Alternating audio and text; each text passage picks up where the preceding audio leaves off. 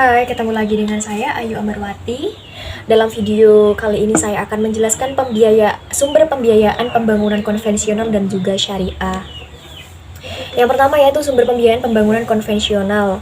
Menurut Undang-Undang Nomor 17 Tahun 2003 tentang Keuangan Negara Pasal 1 Ayat 9 dijelaskan bahwa penerimaan negara adalah uang yang masuk ke kas negara, sedangkan pendapatan negara adalah uang yang adalah hak pemerintah pusat yang diakui sebagai penambahan nilai kekayaan bersih yang terdiri atas penerimaan pajak, penerimaan bukan pajak, dan juga hibah.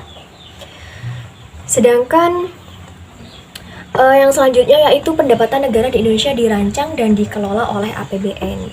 Nah, adapun sumber-sumber dari APBN, yang pertama pajak. Pajak merupakan kontribusi wajib dari orang ataupun lembaga kepada negara yang bersifat memaksa sesuai dengan undang-undang tanpa adanya imbalan secara langsung. Adapun pajak di sini ada pajak pusat dan juga ada pajak daerah. Pajak pusat ada PPH, PPN, pajak penjualan atas barang mewah, pajak bumi dan bangunan, bea materai, bea perolehan hak atas tanah dan bangunan, bea masuk pajak, dan juga cukai tembakau. Yang kedua ada pajak daerah. Di sini ada pajak daerah provinsi, yang kedua ada pajak daerah kabupaten atau kota. Pajak daerah provinsi seperti pajak kendaraan bermotor dan kendaraan di atas air, pajak bahan bakar kendaraan bermotor, bea balik nama kendaraan bermotor, dan juga pajak pengambilan dan pemanfaatan air bawah tanah. Selanjutnya pajak kabupaten. Pajak daerah kabupaten atau kota seperti pajak hotel dan restoran, pajak hiburan, pajak reklame, pajak penerangan jalan, dan juga pajak pengambilan dan pengolahan bahan galian golongan C, pajak parkir. Yang kedua yaitu penerimaan negara bukan pajak. Penerimaan negara bukan pajak ini menurut Undang-Undang Nomor 9 Tahun 2018 tentang penerimaan negara bukan pajak merupakan pungutan yang dibayar individu atau badan tertentu dengan memperoleh manfaat secara langsung. Contohnya seperti apa? Seperti pemanfaatan sumber daya alam, contohnya minyak dan gas. Yang kedua pelayanan, ya seperti kereta api, pendidikan, kesehatan, hak cipta. Yang ketiga yaitu pengelolaan kekayaan negara dipisahkan, ialah pengelolaan atas kekayaan negara yang berasal dari anggaran pendapatan dan belanja negara yang dijadikan penyertaan modal negara atau perolehan lainnya yang sah, misalkan dividen BUMN atau obligasi. Selanjutnya pengelolaan barang milik negara, pengelolaan dana, dan kemudian hak negara lainnya. Adapun hibah. Hibah diartikan sebagai setiap penerimaan negara dalam bentuk devisa yang dirupiahkan, rupiah, barang, jasa, atau surat berharga yang diperoleh dari pemberian hibah yang tidak perlu dibayar kembali, yang berasal dari dalam negeri maupun luar negeri.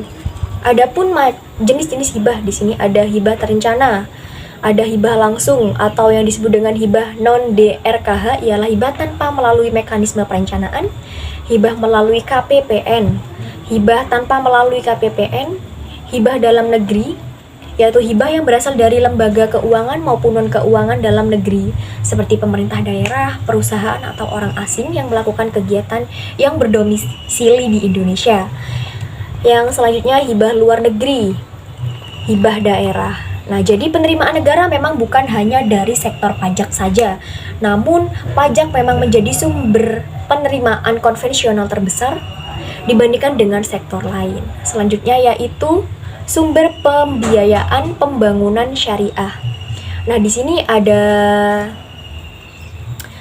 beberapa pembagian. Secara historis pendapatan negara atau baitul mal dapat dikelompokkan menjadi 3 kelompok ya. Yang pertama bersumber dari kalangan muslim. Yang kedua penerimaan yang bersumber dari kalangan non-muslim. Yang ketiga pendapatan dari sumber lain. Yang pertama dari kalangan muslim sendiri, zakat. Zakat di sini ada 2, zakat fitrah dan juga zakat mal.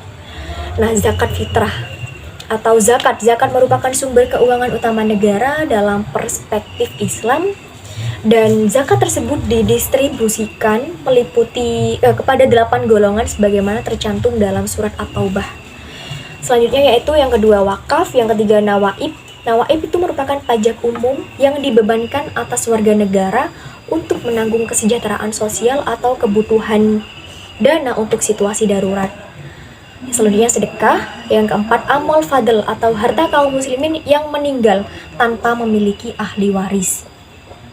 Yang selanjutnya bersumber dari non-muslim, bersumber dari kalangan non-muslim seperti jizyah, berasal dari jasa yang berarti kompensasi.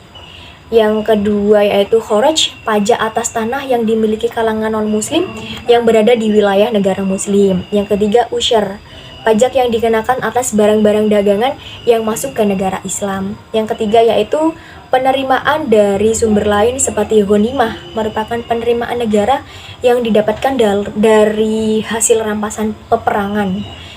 Kemudian fa'al, yang ketiga uang tebusan, dan yang keempat yaitu hadiah. Dapat dilihat pada gambar tersebut.